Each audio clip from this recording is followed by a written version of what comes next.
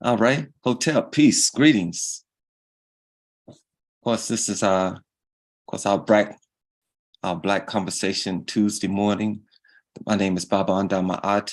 I'm the co-founder of Melaneyes Media. And of course, we always honored to have this opportunity to come and, just have a conversation. And of course, in these conversations, it's really an opportunity for us to kind of just talk about everyday things that is concerning us. If we're looking at an aspect of history or a principle, an idea, or some event, it's an opportunity to share, an aspect of ourselves, because these are the kind of conversations that we really would hope would be a part of, our community life. So this morning, of course, my brother, my business partner, is on a business trip. So he won't be here this morning, but I thought it'd be good for us to just come together and have a brief conversation. Yesterday, for the most part, many of us were honoring Dr. King. We was marching. We at least had the day off, but may have marched. We may have participated in some kind of event honoring Dr. King. So in that respect, what we wanted to do was talk about briefly, what is service?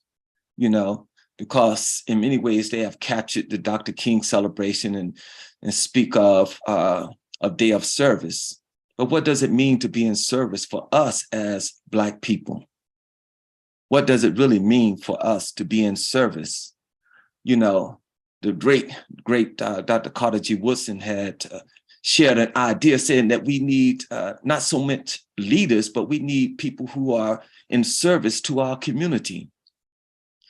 And of course, Dr. King himself had said that we can all be great. We can all be great because we all can serve. So the idea, the idea is that you want to be in service. And I just wanted to share, a thought around that, because when we talk about being in service, family, I think it's important that we understand, how do we serve our community? First, let me give you an example. Yesterday, of course, here in San Antonio, Texas, we had one of the largest MLK marches in the country, number-wise. And of course, people are marching, they're carrying signs, they're, sharing something. If nothing else, sharing their time and energy.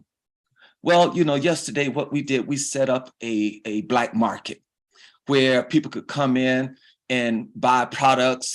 We, of course, selling books and DVDs and things, but we created a space where, people can come in and get food, people can come in and shop. But we wanted to say, okay, on these holidays, normally we're gonna go out and spend some money. So why not spend that money within the Black community? That's one thing. And then we had a drum circle where we invited the community to come in and drum together. And in drumming, it just gave a vibration, an energy, a sound. And we had people who had never been in a drum circle, never touched a drum, but they came out and experienced something. And we were saying, basically, we want to give something, have people to touch something that maybe bring about a connection to their African history and heritage. And then in the backdrop, we had the background, we had the music playing, but we had Dr. King's speeches. And the idea was that these were many speeches that Dr. King made that were beyond the I Have a Dream speech in 1963. It was speeches that really captured Dr. King talking about the importance of Black economic development and supporting Black businesses, of loving ourselves as Black people and respecting ourselves as Black people. And of course, looking at the Vietnam War and the immorality of that war, and just talking about the impact of capitalism and, of course, materialism in the world that we live in. And just talking about, of course, always the idea of racism and how it just spoils and destroys the human family.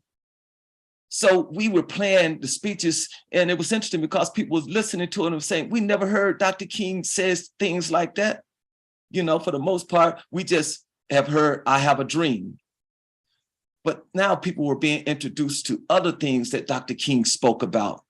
And I think in this way, we were maybe serving our community in the sense that we were trying to create a space where we brought about the greater vision of Dr. King, and through his speeches, through the material things that we were selling, through an opportunity to support Black businesses. So I'm saying that all to say, what did we do? How do we serve our community? I say, maybe we need to look at our time, our talent, look at our energy, and ask, how much do we invest in our community? You know, one of the, he's an ancestor now, but one of my great teachers and elders at the time had shared that the idea is that whatever we have, we should be using to uplift our family and our community. If we have knowledge, we should be investing that knowledge back into our community, making sure that we share that knowledge with others.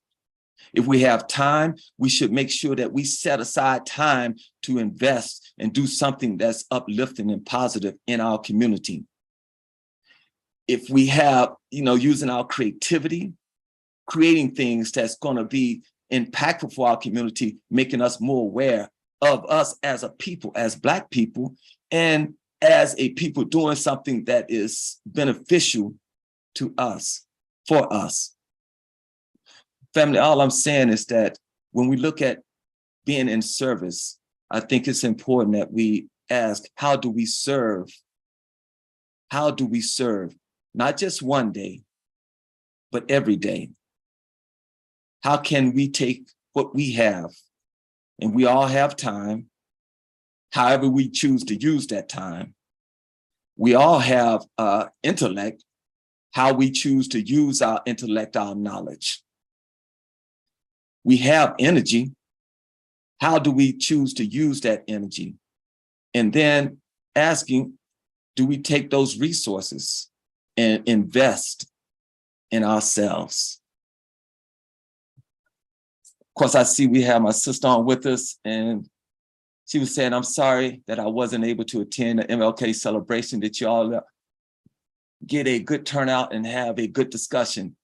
You know, the turnout wasn't big, and I'm gonna tell you why, Sister Tila.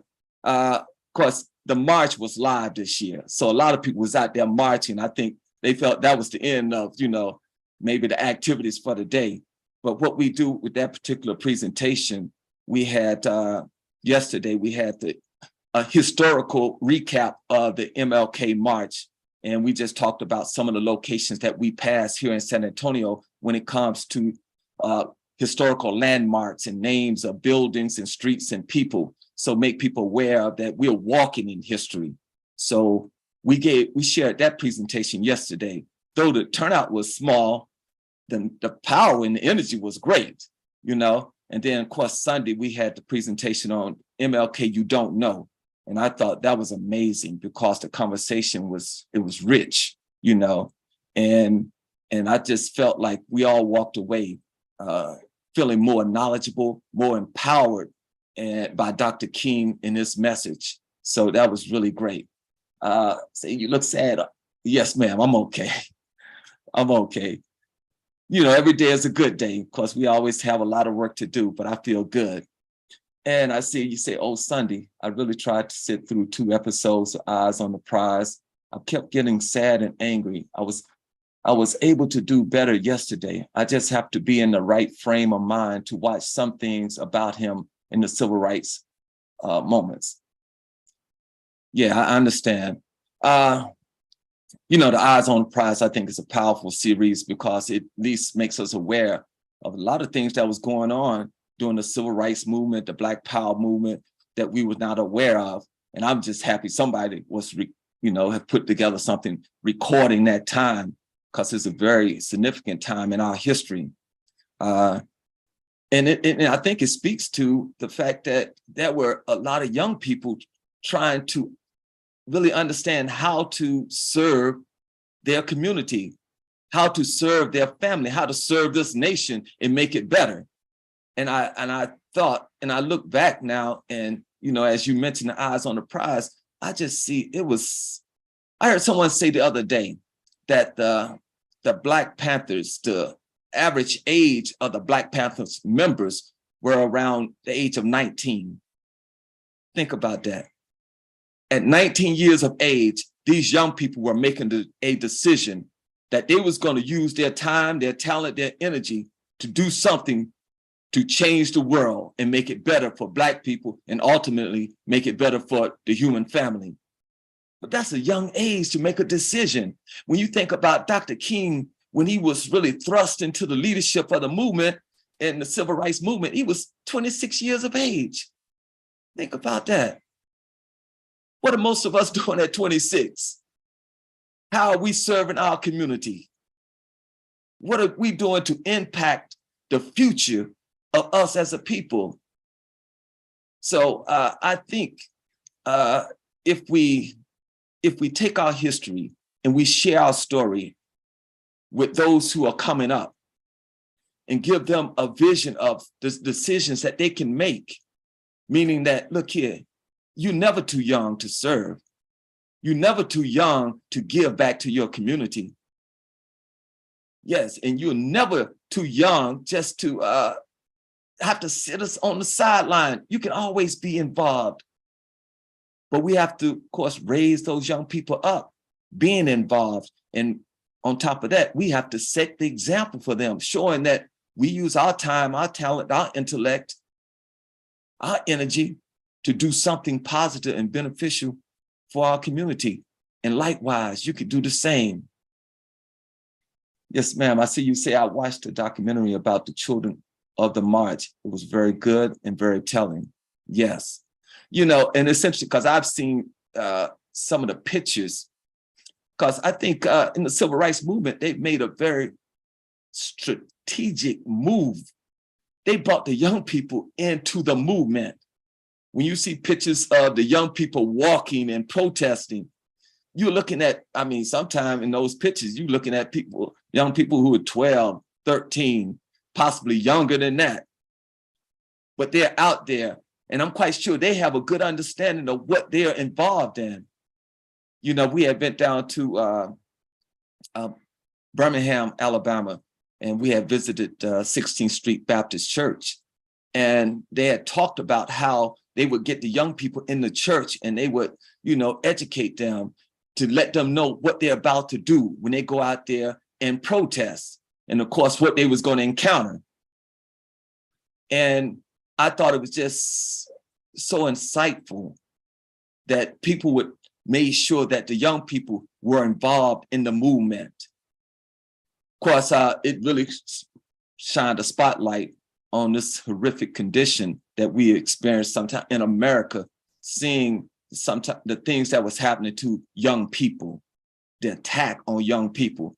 But what I loved about it, those young people did not give up. They did not turn around. They did not back down. They continued to protest and they continued to stand up for their rights. And I think, if anything, when we see the children marching, it should be encouraging and inspiring. But what we also have to understand is that we can march one day, and that's good. But we must continue to march every day, meaning that we must find ways in which we can serve our community. Of course, I always say here at Melaneyes Media, Brother Logic and I always trying to find ways in which we can share information, because I think information can be inspirational when you have the right information, and it can move us to do things beyond what we're doing today. So I'm really hoping that in this brief time, family, just wanted to come on here and, of course, have our continuous Black conversation celebration, and just to realize that we want to continue to share information and find ways to be in service to our family and our community. And as Black people, finding ways that we can use our time, our talent, our intellect, our energy to uplift us as a people. Whatever tool we have, family, we must be using it in a positive and constructive way. whatever knowledge, whatever time, all our energy. I see you asked my sister what your June 29th event is about. Yes, the June 29th event is titled January. I'm sorry, thank you, January. January the 29th event is about, of course, Dr. King and the Black Power movement. And what we want to do in that particular presentation is really kind of share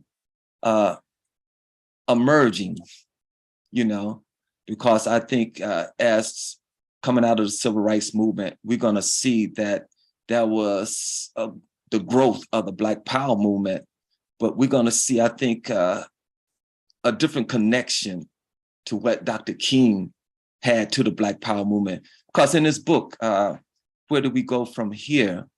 He wrote a chapter in there titled Black Power. And it's a very insightful chapter because one thing I loved definitely about Dr. King was that he was always willing to look at the facts, to look at the pros and cons of anything and to make a decision and based upon his principles. So in that particular presentation, I think people are going to be very informed about some things that we may not know what Dr. King said and what Dr. King was doing that very much ties to the Black Power movement.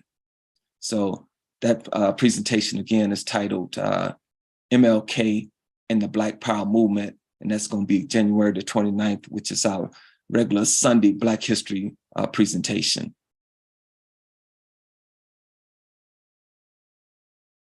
Okay, asking, do you have your schedule for February? Right now, we have set for 2 days for sure. February the 5th, we have the What and Why Black History Month. And I'm telling you, I think that's going to be amazing information that we share, particularly around Dr. Carter G. Woodson and the growth of Black History Month, the development of Black History Month, and then just talk about why it's important. That's going to be February the 5th. And then February the 19th, we're going to be sharing information about African symbols decoded. And this is an opportunity for us to look at symbols that we sometimes see every day and don't know the African history and connection to these symbols. And of course, we're going to go from the continent all the way up to, you know, the present, looking at various symbols that are, you know, that are utilized in our struggle as a people. So we're very excited about that presentation. And we're looking at some other things because locally, I know, well, February the 9th, we're going to have Walk on the River film that we documents the Black history of San Antonio. And that's from time period 1865 up to the more current and recent times. So that's going to be February the 9th. And I think that's a Thursday. So pretty much that's what we have laid out so far. And we're talking about some other things that we're really trying to put in motion, because we know that it's the 1 month of the year that we seem to be more in tune with our history and our heritage. And we think it's, of course, if it's no other time, maybe that's the time to at least share the information. And of course, we always say here at Melaneyes Media, and we realize that our history is 365. And every day we should be studying and learning something about ourselves as a people. And to say that, you know, when we share about Dr. Carter G. Woodson, you know, he made it very clear that he was hoping that we would learn our history throughout the year. And then in February, we would come in and share all the things we had learned about ourselves as a people. So February was not to be the kickoff month to start learning. It was to be the period where we came together and celebrated all the things, recognized and shared and celebrated all the things that we had learned. So we're hoping definitely that you would join us at Melaneyes Media, of course, for our February presentations, of course, our January, February, and throughout the year. And I don't know, my sister, did you have anything that you wanted to share before we end for today? Because I know, again, this conversation really wanted to center around, of course, honoring Dr. King, remembering Dr. King, but in a way, asking ourselves, how are we going to serve our community moving forward? And what does service look like? I pretty much put everything in the chat that I wanted to say because I didn't want to interrupt you. Yes, ma'am. Well, I appreciate you being on with us. And thank you for always just being very supportive. We appreciate that. You're welcome. Now, do you have any questions or anything that would share? No, I'm pretty much looking forward to the January the 29th. I can't wait to see what that's about. Okay, excellent, excellent. Yeah, we're very excited about that presentation because I think it's going to, again, give a different perspective of Dr. King and his relationship to the Black Power movement. All right. Well, family. All right, one more thing. And next month, do you mind if I can give you some ideas to do for March for Women's Month? Yes. Or do you guys have something already? Well, we do have something planned, but we always open to, receiving some ideas from you and from, because, you share things with us as always, opening for as an opportunity for us to, maybe research or maybe something that we already are thinking about and looking at. But please, if you have something, please share it with us. All right. All right. Last year, I suggested that you guys do, and you actually did it, a women's game night. Yes. Women's History Game Night. And I thought that it would be good if we did something like that again. Okay. Well, we can definitely do that. I know right now we for sure have 2 dates set up in March where we're going to be. And for the most part, my sister, this year, starting off, we're trying to do the first and third Sunday. And then hit some Thursdays and other days. I know we have Celebrating Black Women, and we have historical Black women in history. And then I think, since you encouraged us, I think we're going to put it on the calendar also, the game night. We're going to come back with that. And then actually we have a presentation on, because we're here in San Antonio, and we have a presentation on Black women in San Antonio that we have put together to highlight some amazing women here. And I'm quite sure it is amazing. These Black women are everywhere doing amazing things. But we were just honored to be able to, of course, come across some information, talk to some people here in San Antonio. And I think it's going to be a really good presentation talking about Black women, some of the historical women here in San Antonio. But those are the things I know we have coming up. But if you have anything else, of course, please share it with us. Any suggestions or ideas, okay? I'll think about something and then I'll get back with you guys next Tuesday. Yes, ma'am. Well, again, family, thank you so much for joining us. Thank you for being a part of this coming together. Again, this is our Black Conversation Tuesday morning. We do this every Tuesday at 10, and we want to just continue to just have conversations, just, whatever's in our heads and hearts, we should have a place and a space to share those things. And of course, you never know how this conversation may go out and encourage other people to reflect and think about some of the things we're talking about. So again, thank you for joining us. We look forward to seeing you. Can you hold on 1 second? I'm going to write something to you and you can respond, okay? Yes, give me 1 second. All right.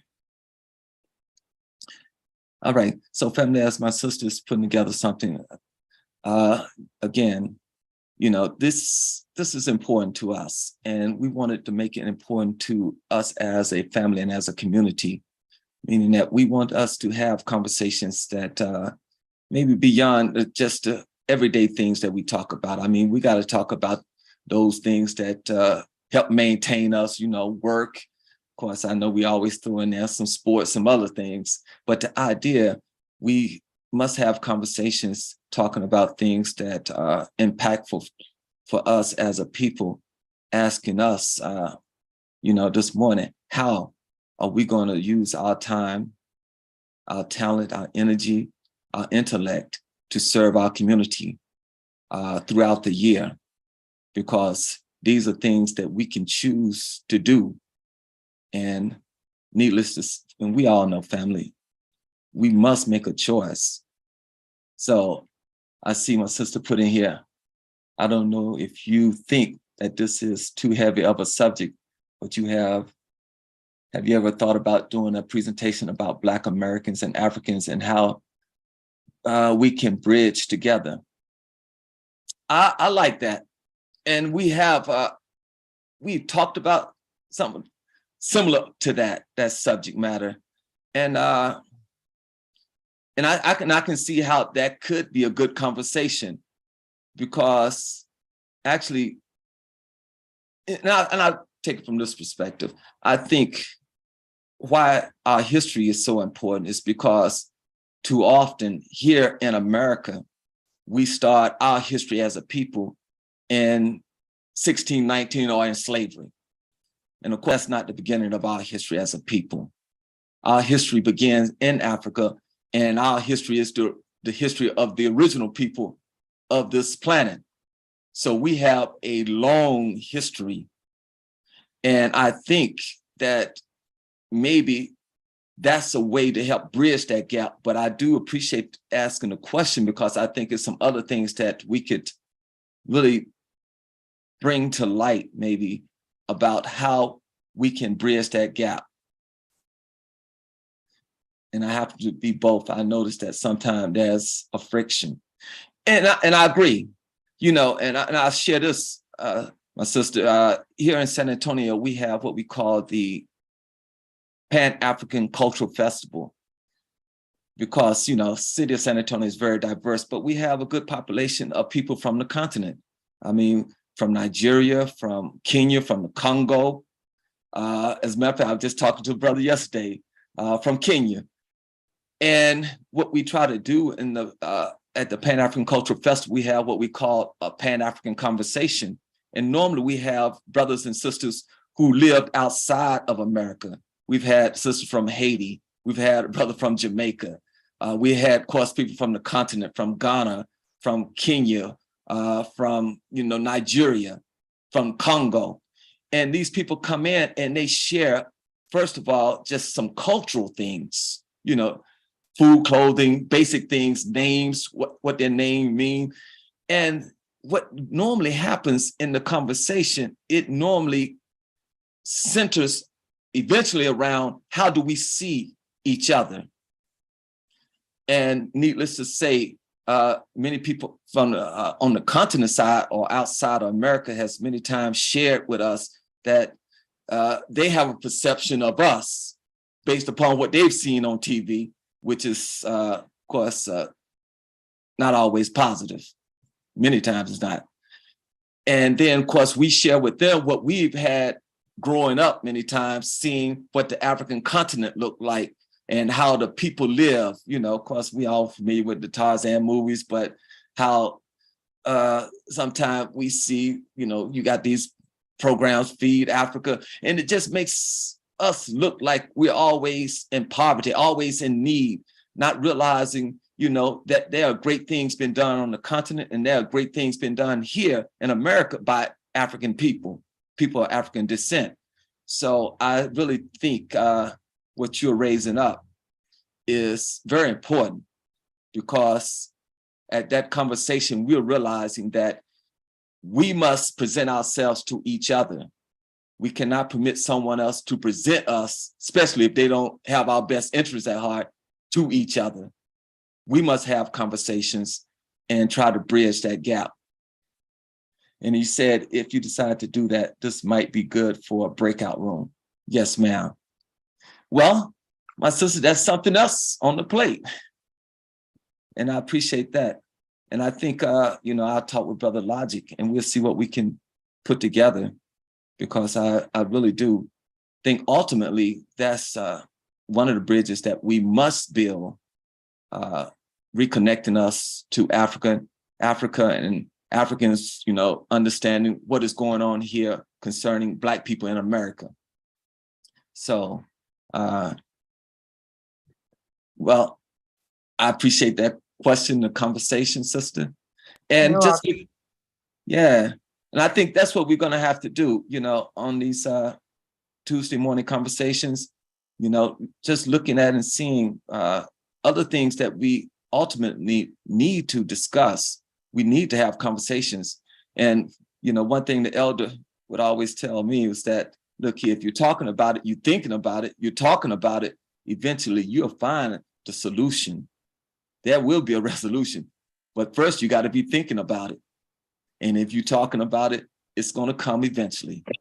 So thank y'all, family. Again, thank y'all for joining us on this, you know, Tuesday morning Black Conversation. And we look forward to seeing you in the very near future. And my sister, we look forward to, of course, speaking with you and seeing you very soon. All right, thank you. You have a good day, okay? All right, you do the same.